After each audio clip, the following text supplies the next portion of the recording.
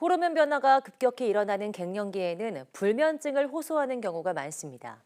폐경 이후 여성의 수면 시간이 불규칙해지면 우울증 위험을 높일 수 있다는 연구 결과가 나왔는데요.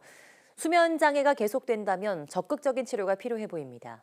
김평정 기자입니다. 이 50대 여성은 폐경 이후 쉽게 잠들지 못하고 자더라도 깊게 못 자는 날이 많아졌습니다. 낮에는 졸음이 쏟아져 일상생활이 어렵고 우울감까지 커지자 수면장애 치료를 받기로 했습니다. 폐경되고 나서 좀 잠이 드는데 시간이 좀 많이 걸리고 꿈을 또 항상 많이 꾸니까 자고 일어나도 개운하지도 않고요. 우울감도 있어서 제가 생활하는 데도 좀 지장이 많았고요. 폐경이 지난 여성의 불규칙한 수면과 우울증 사이에 연관성이 있다는 연구 결과가 나왔습니다.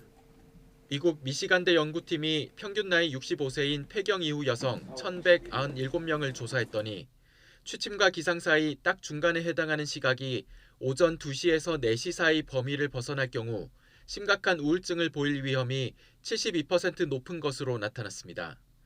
예를 들어 밤 12시에 잠들어 아침 7시에 일어났다면 중간 시각이 3시 반으로 오전 2시와 4시 사이 범위에 들어가지만 너무 일찍 또는 늦게 자면 이 범위를 벗어나게 되는 것입니다.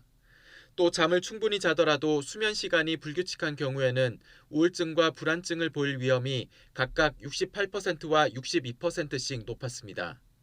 폐경 이후 여성 호르몬 수치가 떨어지면 기도 주변 근육이 약해지고 폐활량이 줄어 코골이나 수면 무호흡증이 생길 가능성이 커지는 것도 불면증과 우울증 발생 위험을 키웁니다. 그러면 2시간 간격으로 렘수면이 생길 때 이제 호흡이 엉키거나 아니면 호흡 문제가 생기면은 렘수면일 때 더 많이 깨게 되겠죠. 그러면 꿈을 꾸는 사이에 깨게 되면 꿈이 더 선명하게 느껴져. 그리고 꿈에 대해서 불안감을 느끼고 이게 악화되면 2차적인 우울증으로 진행이 될 수 있습니다. 불면증은 의식할수록 더 심해지기 때문에 3주 이상 지속한다면 적극적으로 치료받아야 합니다. 수면 다원 검사를 받으면 원인이 심리적인 것인지 신체적인 것인지 파악해 효과적인 치료법을 찾을 수 있습니다. 수면제 복용은 호흡을 억제할 수 있어 수면 무호흡증이 있는 환자에겐 위험할 수 있는 만큼 정확한 원인을 찾아 안전하게 치료받아야 합니다. YTN 김평정입니다.